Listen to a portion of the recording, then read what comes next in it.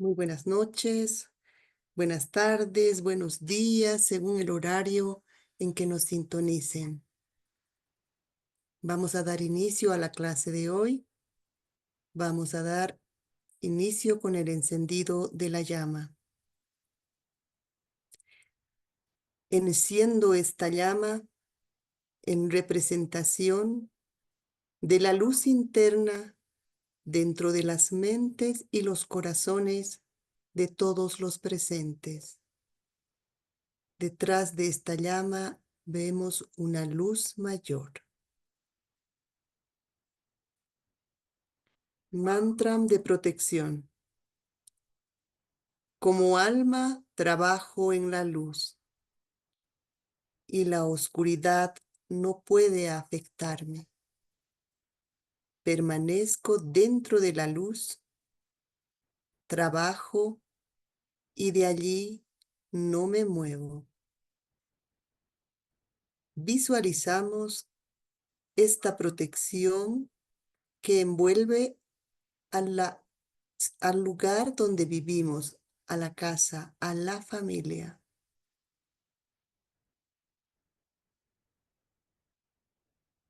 al barrio donde está nuestro hogar,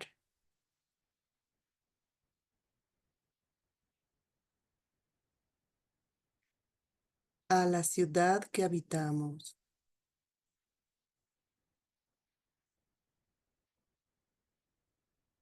al país y al mundo entero.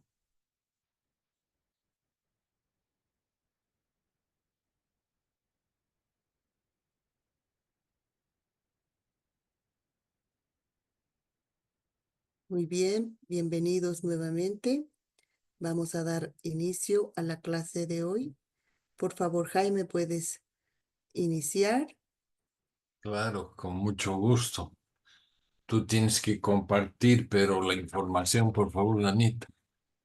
Sí, sí. Muy bien. Ahora vamos a entrar a un tema que tal vez es novedoso para muchos también han conocido alguna literatura de algún maestro. El más conocido creo que era el Conde de Saint-Germain. Eh, pero ahora nos vamos a penetrar en la jerarquía espiritual eh, de toda la humanidad. En todo caso, vamos a empezar con el Señor del Mundo, el Sanat Kumara. Este maestro es el iniciador uno, aquel que la Biblia denomina el anciano de los días y las escrituras hindús el primer Kumara. Es el que preside la logia de maestros y tiene en sus manos las riendas del gobierno de los 3 departamentos. Algunas escrituras lo denominan el gran sacrificio y ha decidido vigilar la evolución de los hombres y los devas hasta que todos hayan sido esotéricamente salvados. Además, determina los ascensos en los diferentes departamentos y quienes deben ocupar las vacantes.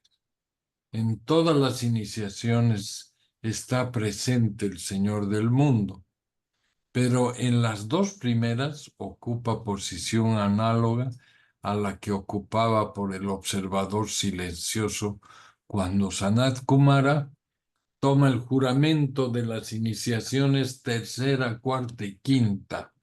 Cuando hablamos de las iniciaciones, ¿es posible? No es posible. Seguramente todos vamos a llegar hasta la quinta iniciación. Entonces su poder fluye ante el iniciado y el fulgor de la estrella es la señal de su aprobación. Pero el iniciado no lo ve antes sí, hasta la tercera iniciación, colaborando con él y con sus consejeros. Hay 3 personajes llamados Prateya, Budas o Budas de actividad. Estos cuatro seres encarnan la voluntad activa, amorosa e inteligente.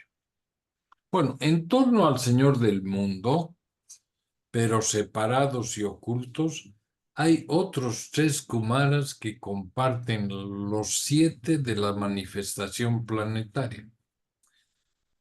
Sanat Kumara y sus discípulos tienen forma física, pero no han tomado cuerpos físicos densos. Trabajan en los niveles etéricos vitales, moran en cuerpos etéricos y por lo tanto, aunque Sanat Kumara es el logos planetario, sin embargo no lo es. Se han afirmado que 104 Kumaras vinieron de Venus a la Tierra. Literalmente el número es 105. Si la unidad sintetizadora, el Señor del mundo, se la cuenta como una, permanece aún con los tres Budas de actividad. Entonces, al que sí lo conocemos mucho es al Buda Gautama. Sí, Es muy tal vez, interesante. tal Sí, vez sí. indicar, ¿no? Que para que tengamos una idea clara, los maestros que estamos revisando ahora, que tienen una característica, han tenido una participación y tienen una participación importante en todo lo que corresponde o es de la evolución de la humanidad. Este, los estamos viendo y mirando a cada uno de ellos ahora en esta clase, saber que ellos componen la jerarquía. Entonces, cuando hablamos de la jerarquía de maestros, en las anteriores clases habíamos visto, ¿no? Cómo estaban los, la- las- los planos.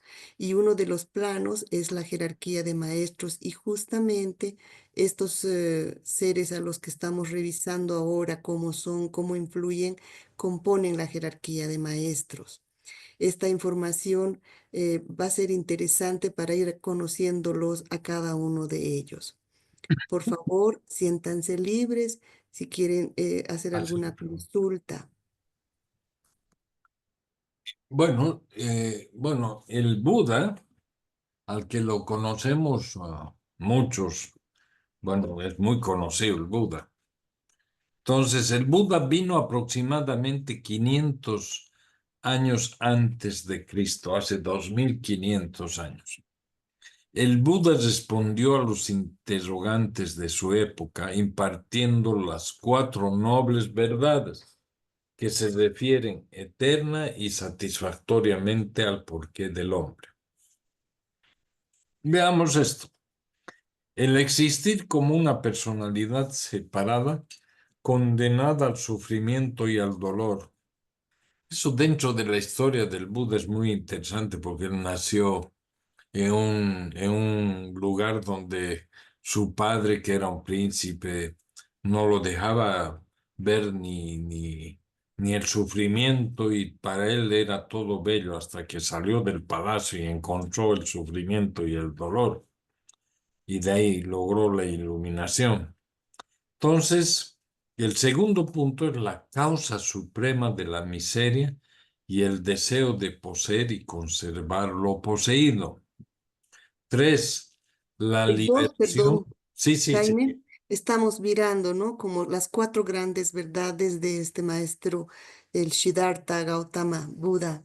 Y como dice la primera, es el existir como una personalidad separada, condenada al sufrimiento y al dolor. Y en el segundo, cuando dice la causa suprema de la miseria, es el deseo de poseer y conservar lo poseído. O sea, ese es el apego a la parte material que todavía rige nuestra humanidad, ¿no? Claro, es decir, ese es el gran problema de la humanidad, el materialismo extremo, ¿no? Pero cuando uno entiende que el mundo espiritual es mucho más amplio y deja de causar miseria, porque ya no posees lo poseído, ¿no? Sí. 3. La liberación del dolor se logra desechando todos los deseos, salvo el de recto conocimiento. Si estamos bien hasta ahí o quieren alguna pregunta sobre esto. Bueno, sigamos avanzando. Yo la he entendido perfecto, disculpe. Va muy bien. Muy bien.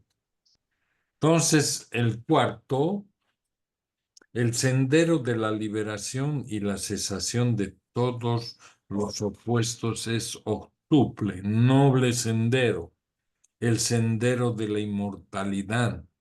Estas 4 verdades pueden ser sintetizadas de la siguiente manera.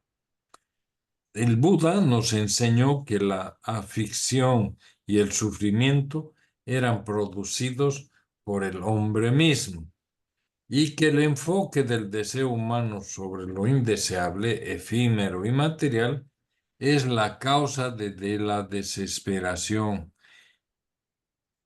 y la rivalidad, y también la razón del por qué el hombre vive en el reino de la muerte, el reino de la vida física, que es verdadera, que es la verdadera muerte del espíritu. Entonces, el octuple sendero que enseñó el Buda es el siguiente, tenemos 1 hasta el 8. La correcta creencia, aspiración correcta, palabra correcta, conducta correcta, medio de vista correcta, esfuerzo, correcta atención, correcta girar, ligado a la rueda de la vida y de la muerte, en su sentido más estrecho.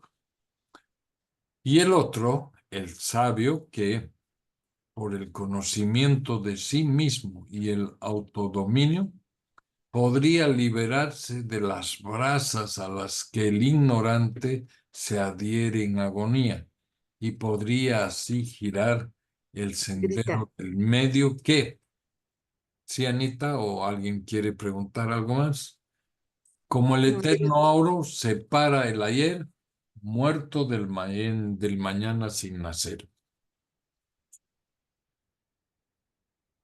¿Seguimos? esta parte de del óctuple sendero, el óctuple sendero, en realidad nos está explicando muy claro, ¿no? La correcta creencia, la correcta aspiración, son 8, la correcta palabra, la correcta conducta, el correcto medio de vida, el correcto esfuerzo, la correcta atención y la correcta meditación. Entonces, estos son los 8, son las 8 formas, o en el sendero están estas 8 formas de poder hacer el sendero para tomar esta conciencia y este crecimiento espiritual que estamos, del que estamos, el que estamos estudiando, ¿no? Es muy interesante estas nobles verdades y el octuple sendero, para tomarlo en cuenta, para pensarlo diariamente. Lo que sí hay que entender es que el Buda trajo la iluminación a la humanidad Mm. y el Cristo trajo el amor.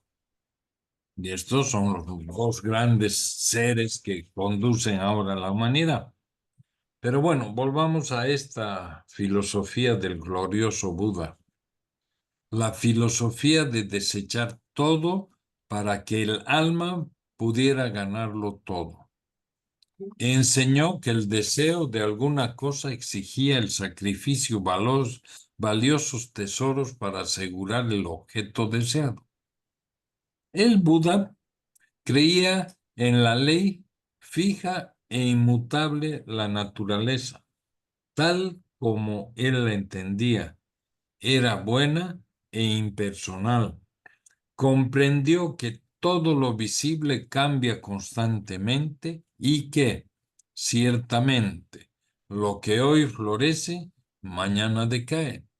el Buda vino y personificó en sí mismo la divina cualidad de la sabiduría. Fue la manifestación de la luz, el instructor del camino de la iluminación. Demostró en sí mismo los procesos de la iluminación y llegó a ser el iluminado, luz, divinos, a la vez Buda, instó a la sabiduría, razón, como atributos que humanos se enfocan en el pueblo a seguir el sendero de la iluminación, cuyos aspectos evidentes son sabiduría, percepción mental e intuición, lo que normalmente estamos trabajando en estas nuestras meditaciones. Ahora sí volvemos al Cristo, al que tanto nosotros lo conocemos. Pero no es el Jesucristo. El Cristo es un ser muy, muy interesante cuando se lo comprende. El Cristo, el Señor Maitreya, es el instructor del mundo. El Cristo fue el primero de nuestra humanidad terrena que alcanzó la meta de la individualización. El desarrollo de Cristo fue muy rápido, pues en la época Atlante se encontró en el sendero de la aprobación. Imagínense, el Cristo viene desde esa época, desde el tiempo de los Atlantes.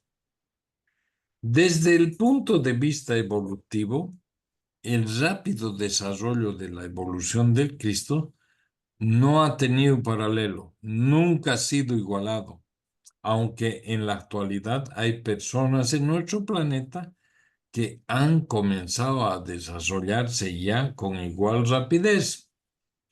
El primer ser humano de este centro que llamamos la raza de los hombres, que alcanzó la tercera iniciación, fue el Cristo.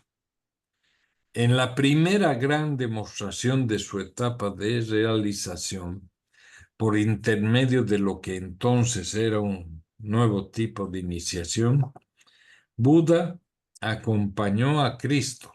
Buda había alcanzado la misma etapa antes de la creación de nuestra vida planetaria. Pero las condiciones para recibir la tercera iniciación no estaban disponibles entonces, y Buda y Cristo recibieron juntos la iniciación. El instructor del mundo, ese gran ser que los cristianos denominan Cristo. En Oriente es conocido como Bodhavista y el señor Bodhisattva. Maitreya.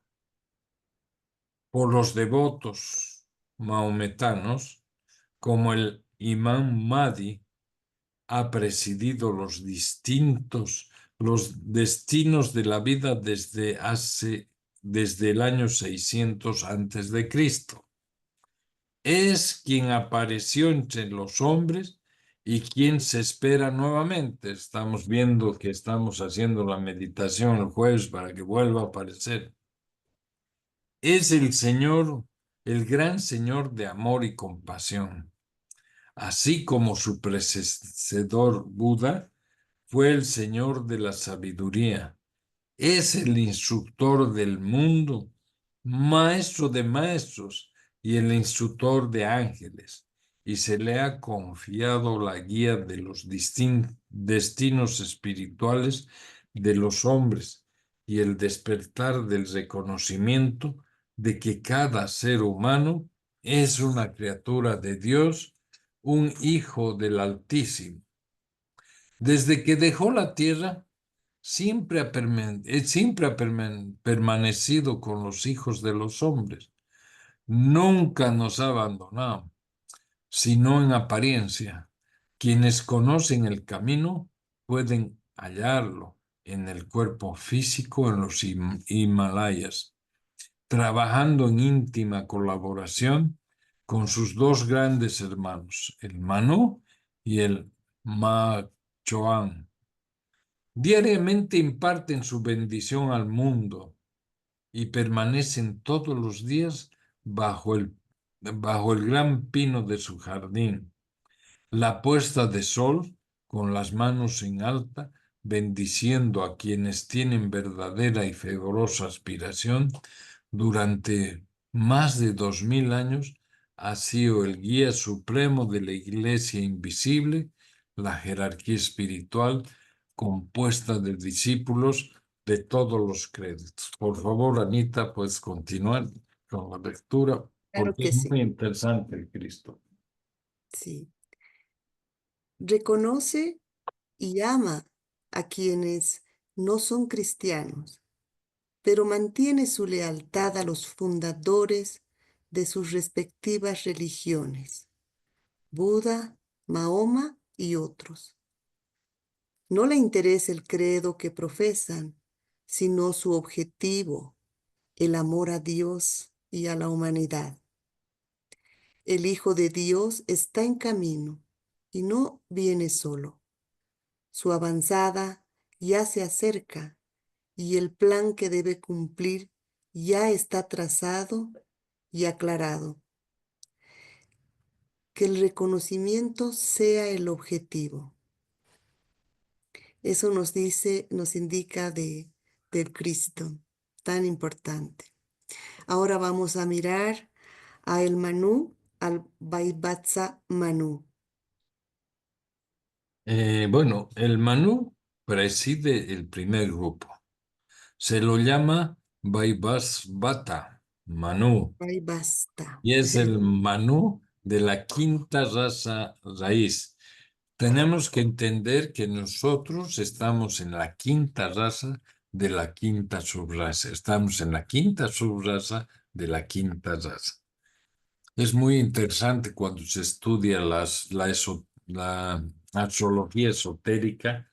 Y bueno, yo tuve la oportunidad de contar con un gran astrólogo mundial que vino a visitarnos a Bolivia y explicaba muy bien este tema. Entonces, cuando uno empieza a pensar en la cantidad de años que faltan todavía para, para avanzar y lo que hemos vivido es una barbaridad.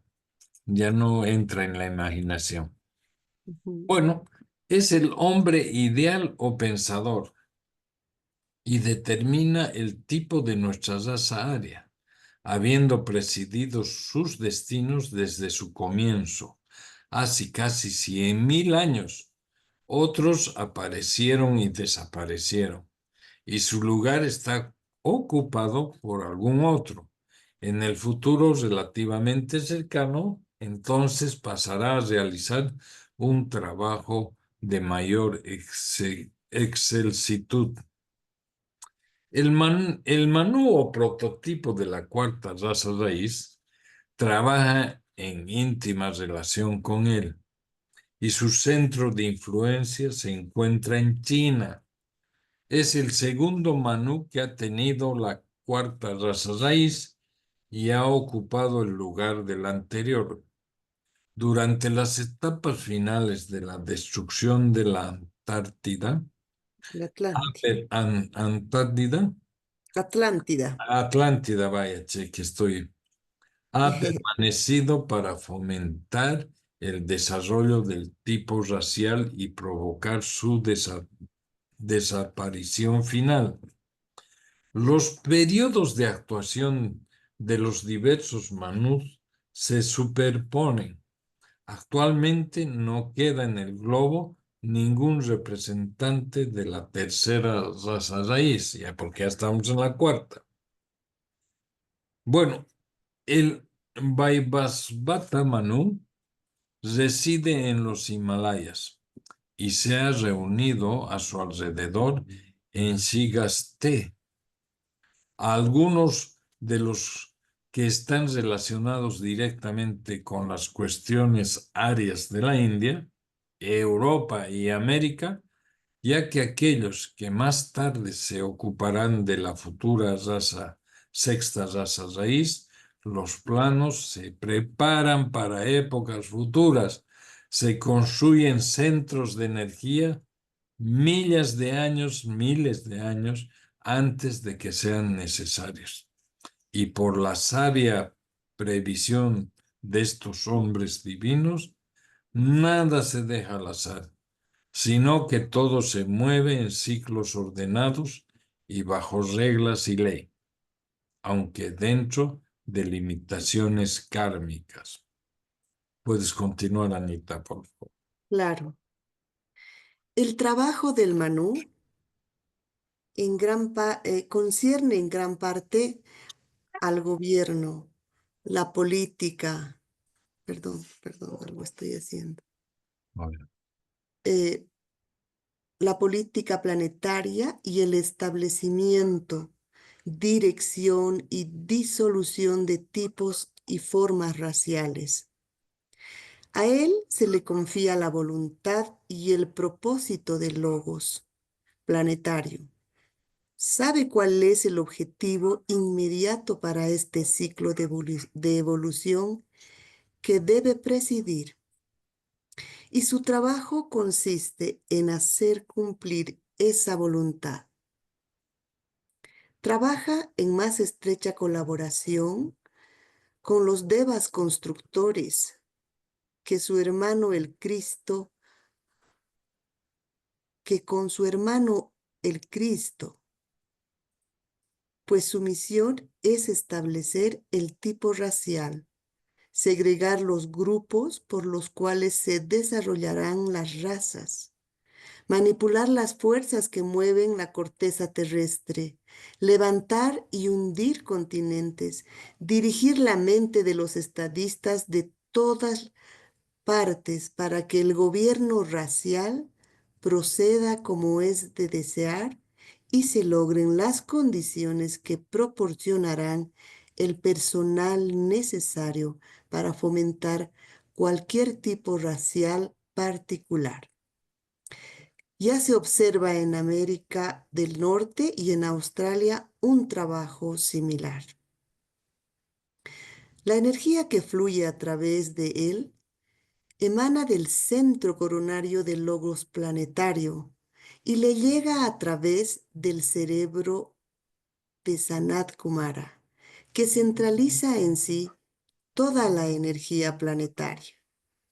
Actúa por medio de la meditación dinámica llevada a cabo en el centro coronario, produciendo resultados por su perfecta comprensión de lo que debe realizarse, por su poder de visualizar lo que debe hacerse para lograr la realización y por su capacidad de transmitir energía creadora y destructora a quienes son sus ayudantes. Todo esto se realiza por el poder de la emisión del sonido. bueno, Ya, para hacer- entramos a otro maestro. antes de entrar a este maestro que es también muy interesante, cada maestro tiene su rayo. Entonces ya cuando nosotros entremos a estudiar un poco este tema de las energías, vamos a entender por qué unos maestros tienen un rayo, por decirlo, el Cristo creo que tiene el rayo, el primer rayo. En fin, ya vamos a poder estudiar un poco este tema. Pero ahora vamos a entrar un poco a un maestro también que es bastante interesante, es el señor de la civilización, el Mao Choan, el maestro Rakowski. Mucha gente lo conoce al maestro Rakowski y se han escrito muchas cosas, se han escrito muchos libros sobre él. Entonces, este maestro encabeza el tercer grupo. Su autoridad sobre el mismo persiste durante un periodo más extenso que el de sus dos hermanos y puede desempeñar su cargo durante varias razas raíces. Es la totalidad del aspecto de inteligencia. El actual Mako-chan no es el que originalmente utilizó el lugar al establecerse la jerarquía en los días de Lemuria. Hay que entender que Lemuria fue antes de la Atlántida. Entonces era ocupado por uno de los Kumaras o señores de la llama, que encarnaron con Sanat Kumara, y el Machachoan utilizó su lugar en la segunda subraza de la raza raíz Atlante. Como podrán ver, estos maestros están mucho tiempo con nosotros y además guiando a la humanidad, y en su caso, pues, hemos visto cómo también decidieron cambiar primero, diría, a los atlantes y a los lemurianos, ¿no? Decidieron empezar de nuevo todo, como podría suceder también con nosotros, con la cuarta raza raíz. Pero bueno, habían logrado el estado del adepto en la cadena lunar y por medio de su complementación, un gran número de seres humanos avanzados vinieron a la encarnación a mediados de la raza raíz Atlante. La afiliación kármica con él fue una de las causas predisponibles que hicieron posible esta eventualidad. Su trabajo es fomentar y fortalecer la relación entre el espíritu y la materia, vida y forma, yo y no yo. Como resultado es lo que llamamos la civilización. Este maestro también maneja las fuerzas de la naturaleza y es en gran parte la fuente emanante de energía eléctrica, tal como la conocemos, por ser reflejo del tercer aspecto creador. La energía del logos planetario fluye hacia él desde el centro laríngeo y es quien de muchas maneras hace posible el trabajo de sus hermanos. Le presentan sus planos y deseos y por su intermedio llegan las instrucciones a un gran número de agentes débicos. Así tenemos voluntad, amor e inteligencia. Gran número de agentes débicos. Así tenemos voluntad, amor e inteligencia, representados en estos tres grandes señores: el Cristo, el Manú y el Señor de la civilización. Tenemos el yo y el no yo, y su relación sintetizada en la unidad de la manifestación. Tenemos gobierno racial, religión y civilización, constituyendo todo coherente, y la manifestación física, el aspecto amor o deseo, y la mente del logos planetario, exteriorizándose en la objetividad. Tenemos tiempo, voy a terminar con esto para que tú continúes, Anita. En estas tres personalidades existe la más íntima colaboración y unidad, y todo movimiento, plan y acontecimiento tiene su existencia su previo conocimiento unido. Están en continuo contacto con el Señor del mundo en Shambhala, y la dirección de todos los asuntos descansa en sus manos y en el Manú de la cuarta raza raíz. El instructor del mundo ocupa su lugar en conexión con las razas raíces cuarta y quinta. Cada uno de estas guías departamentales dirige cierto número de cargos subsidiarios, y el departamento de Machachoan está dividido en 5 secciones que abarcan los 4 aspectos menores del gobierno jerárquico y el señor de la civilización, y el Mahachohan, que actualmente es el maestro Rakoski.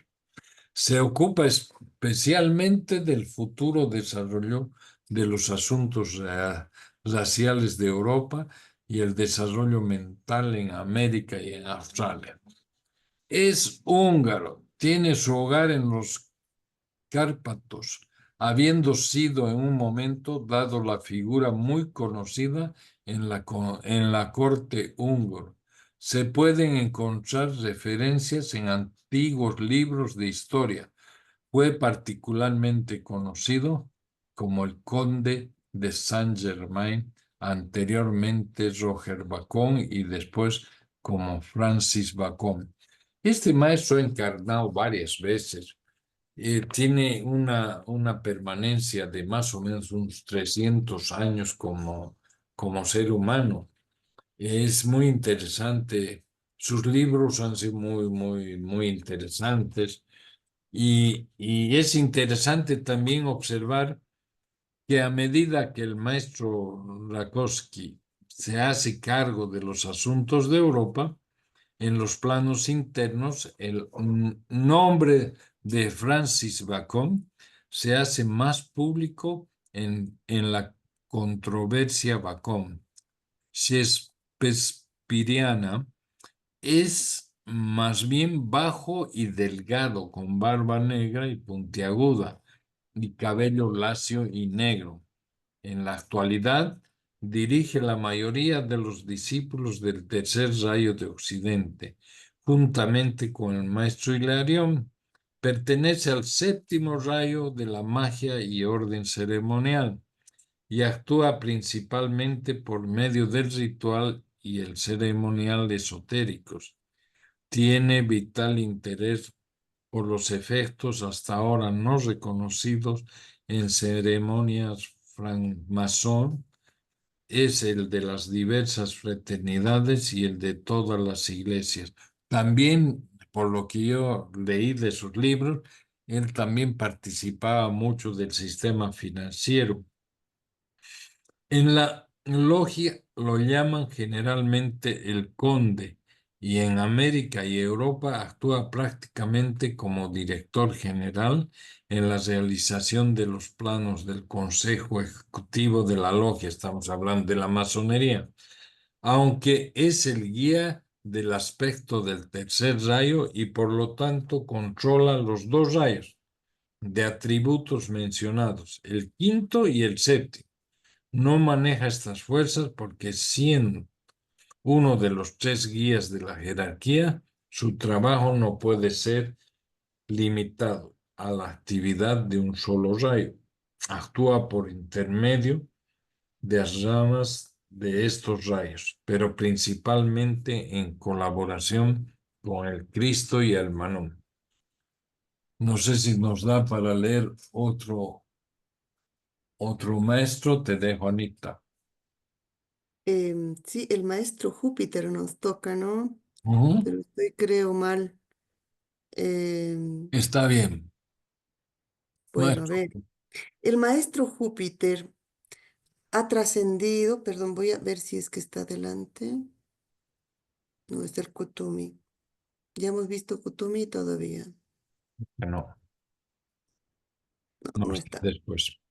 Está bien. El maestro Júpiter ha trascendido la quinta iniciación. Es el regente de la India y es considerado el más antiguo por toda la logia de maestros. Habita en las colinas de Nilgiri, en el sur de la India, y es uno de los maestros que generalmente no aceptan discípulos, pues figuran entre estos solo iniciados de grado superior y un buen número de maestros. En sus manos están las riendas del gobierno de la India, incluyendo gran parte de la frontera norte, y sobre él recae la ardua tarea de guiar finalmente a este país para que salga del presente caos e intranquilidad y sus diversos pueblos se fusionen en una síntesis final. Es un maestro de primer rayo. El maestro Moria, ahora sí, es uno de los maestros más orientales más conocidos y reúne entre sus discípulos a un gran número de europeos y americanos y es un príncipe Rajput que durante muchas décadas alcanzó una posición prominente en los asuntos de la India. Actúa en estrecha colaboración con el Manú, y oportunamente será el Manú de la sexta raza raíz. Vive como su hermano Kutumi en Shigatse, en los Himalayas, y es una figura muy conocida por los habitantes de esa villa lejana. Es un hombre alto y de presencia imponente, de cabello y barba negros y ojos oscuros, y su aspecto podría considerarse severo si no fuera por su expresión o por la expresión de sus ojos. Él y su hermano, el maestro Kutumi, trabajan casi como una unidad, y así lo han hecho durante siglos, y lo harán en el futuro, pues el maestro Kutumi está preparado para ocupar el puesto del instructor del mundo cuando el actual titular lo deja para realizar un trabajo más elevado y venga a la existencia la sexta raza raíz. Las casas que habitan están juntas y gran parte del tiempo trabajan en estrecha asociación. Como el maestro Moria pertenece al primer rayo, el de la voluntad y poder. Su trabajo consiste en gran parte en llevar a cabo los planos del actual Manú. Actúa como inspirador de los estadistas del mundo. Maneja por medio del Mahashohan las fuerzas que producirán las condiciones necesarias para el progreso de la evolución racial. En el plano físico, los grandes ejecutivos nacionales con ideales internacionales y amplia visión están influenciados por él, y con él cooperan ciertos grandes devas del plano mental. 3 grandes grupos de ángeles trabajan también con él en niveles mentales, en unión con, con los devas menores que vitalizan formas mentales y en bien de toda la humanidad mantienen vivas las formas mentales de los guías de la raza. El maestro Moya tiene un gran grupo de discípulos bajo su instrucción. Trabaja con muchas organizaciones esotéricas y también por medio de los políticos y estadistas del mundo. Como ven, todos estos maestros que estamos revisando tienen influencia en la humanidad y además trabajan con sectores, ¿no? Como acabamos de ver.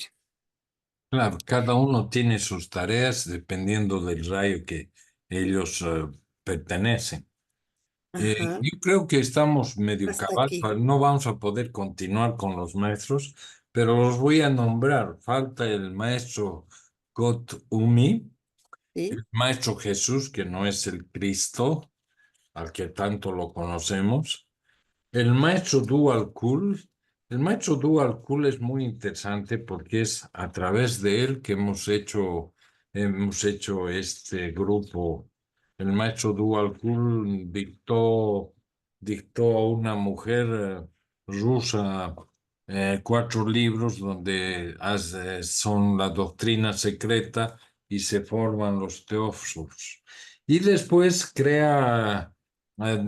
dicta a otra señora 22 libros y de los cuales tenemos casi toda la información mundial. Ya después tenemos, después del maestro Dualkul, el maestro Hilarión y el maestro Serapis. No es que todos son importantes en realidad, pero va a ser muy interesante terminar, ya nos falta muy poco, y hacer un poco hincapié en lo que va a ser el maestro Dualkul, es el maestro tibetano. Anita, estamos dispuestos a escuchar alguna consulta que tengan o escríbanlas. Sí, sí, solamente nos faltan 3, dejaremos para la próxima clase. También lo que puedan, lo que quieran consultar, em, Estamos prestos para poder recibir sus consultas, como siempre. Y ahora vamos a continuar con la meditación.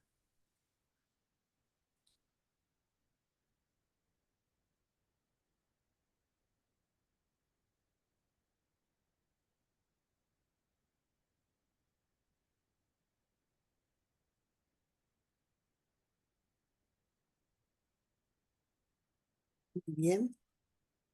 Vamos a hacer la meditación guiada y la sugerencia es que la meditación de los jueves para la reaparición de Cristo, también ustedes puedan realizarlo en algún momento del día, en la mañanita, en fin, en el tiempo que ustedes le dediquen a su meditación. Ahora vamos a hacer la meditación guiada. Para eso les voy a pedir que nos sentemos en una posición cómoda para meditar, con la columna erguida, sin tensión. Colocamos las manos hacia arriba, con los dedos entrelazados sobre los muslos. Cerramos los ojos de manera que nos aislamos del mundo externo.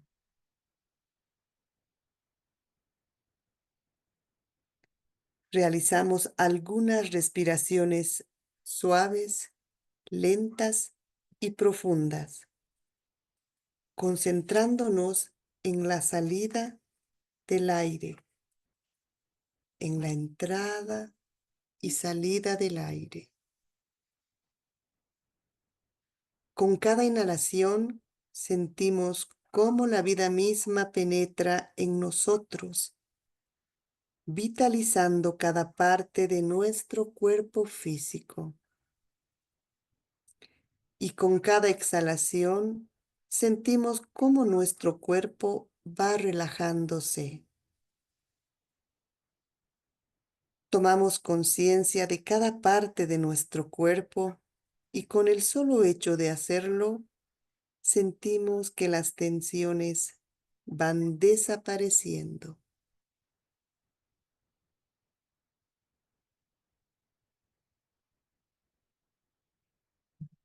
Llevamos nuestra atención hacia nuestros pies y si hay alguna tensión, la liberamos. Llevamos nuestra atención hacia nuestras piernas y si observamos alguna tensión, simplemente la liberamos.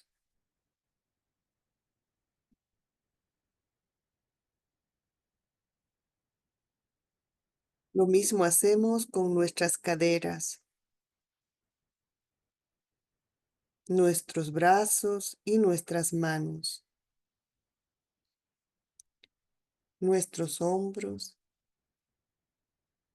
nuestro cuello y finalmente nuestra cabeza. Ahora llevamos nuestra atención a nuestro cuerpo de emociones. Lo visualizamos como si fuese un estanque de agua cristalina que está tan tranquilo que la luna puede reflejarse perfectamente en sus aguas sin ninguna distorsión.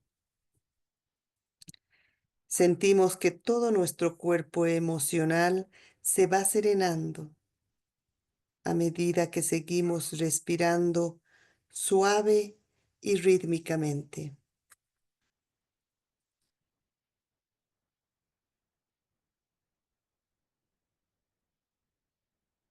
Ahora elevamos nuestra conciencia aún más hasta llegar a nuestro cuerpo mental, donde vamos aquietándolo a medida que vamos serenando nuestros pensamientos. A través de respiraciones suaves y profundas. Si algún pensamiento llega, simplemente lo dejamos pasar.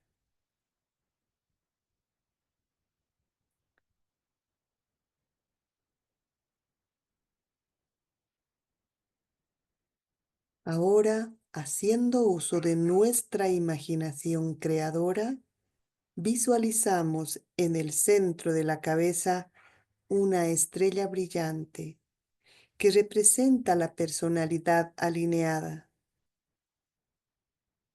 Arriba del tope de la cabeza, visualizamos una estrella grande, resplandeciente, que representa el alma. Imaginamos que estas dos estrellas se unen, representando la personalidad alineada con el alma. Pronunciamos una vez la palabra sagrada. Inspiramos. Oh.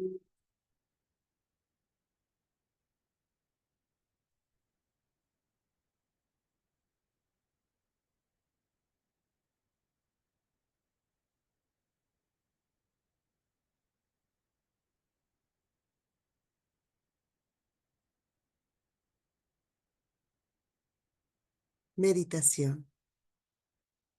Hagamos una pausa o intervalo, conscientes de la luz y la energía del alma como el punto central en la conciencia.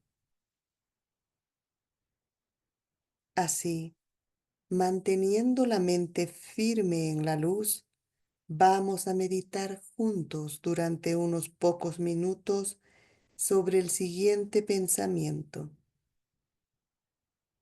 que el alma controle la forma externa, la vida y todos los acontecimientos, que el amor prevalezca, que todos los hombres amen.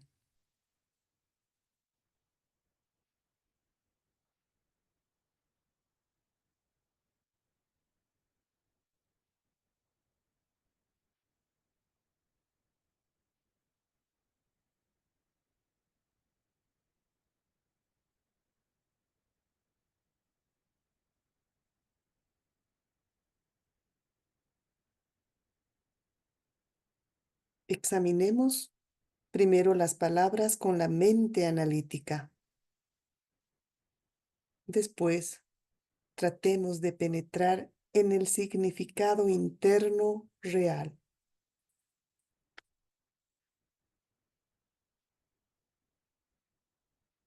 ¿Qué significaría si el alma controlara toda la vida sobre la tierra y si el amor fuera la energía que relacione a todo el género humano? ¿Qué significaría si el alma controlara toda la vida sobre la tierra y si el amor fuera la energía que relacione a todo el género humano?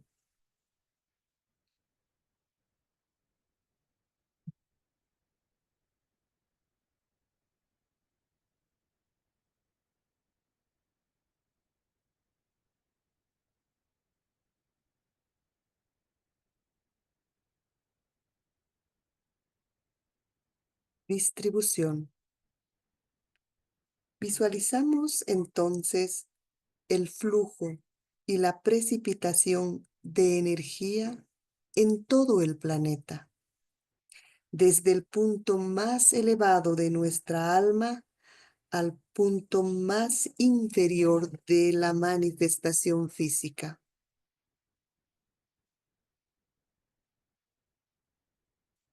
Nos detenemos unos momentos para reflexionar sobre las vías y medios de emplear las energías invocadas en todos los dominios de la vida humana, en todas las partes del mundo.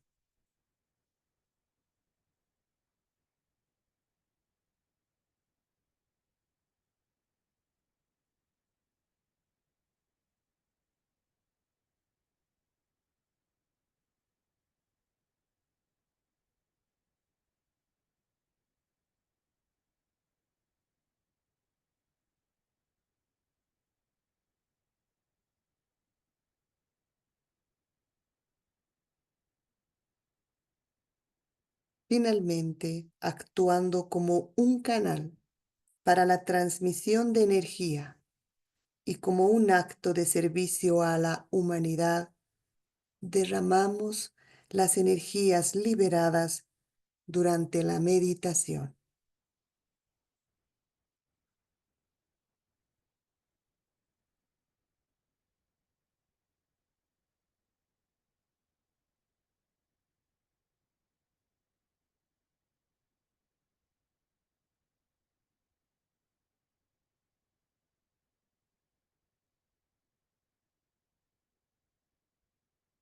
Pronunciamos la gran invocación para visualizar la luz, el amor y el poder, irradiando e inspirando la conciencia humana. Desde el punto de luz en la mente de Dios, que afluya luz a las mentes de los hombres, que la luz descienda a la tierra.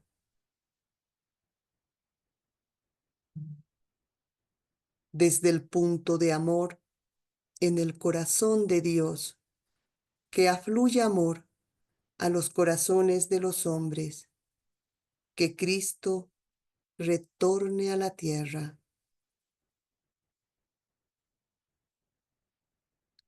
Desde el centro que llamamos donde la voluntad de Dios es conocida, que el propósito guíe a las pequeñas voluntades de los hombres, el propósito que los maestros conocen y sirven.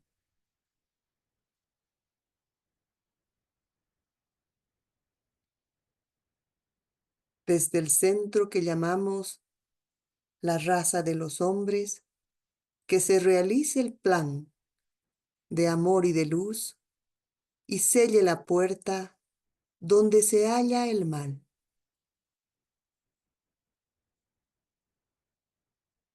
Que la luz, el amor y el poder restablezcan el plan en la tierra. Conocemos, oh Señor de vida y amor, la necesidad. Conmueve nuevamente nuestros corazones con amor, para que nosotros también podamos amar y dar. Que así sea y que cumplamos con nuestra parte.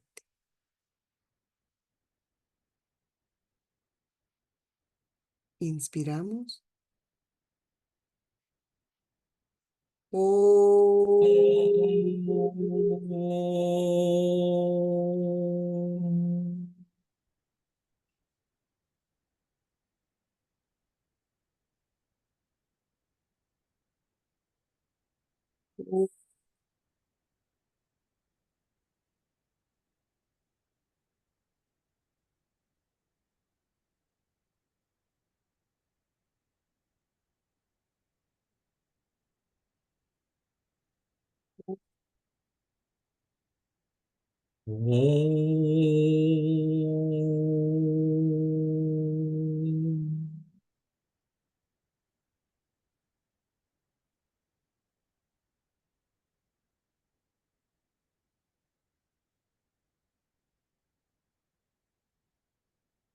Con una inspiración profunda y cuando estemos listos, listas, podemos abrir nuestros ojos.